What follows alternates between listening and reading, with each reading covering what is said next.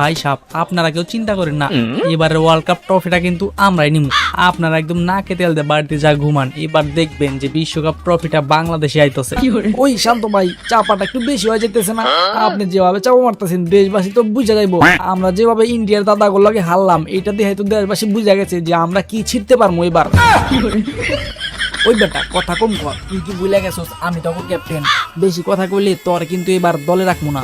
ও আমি আপনাদের একটা কথা বলতে চাই, শান্ত ভাইয়ের ক্যাপ্টেন্সি কিন্তু একদম বিশ্বমানের ক্যাপ্টেন্সি। তিনি যেভাবে ক্যাপ্টেন্সি করে মনে হয় যে ক্যাপ্টেন্সি তার রক্তে মিশে আছে।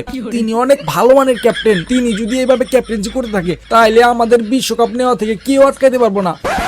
মাথায় আপনাদের বুঝতে হবে সবসময় আমাদের টার্গেট কিন্তু next world cup, not this world cup. Liton ভাই, শান্ত ভাই, সমগ্র বাংলাদেশি সাপোর্টারদের একটাই চাওয়া যে আপনারা দুইজন কবে রানে ফিরবেন।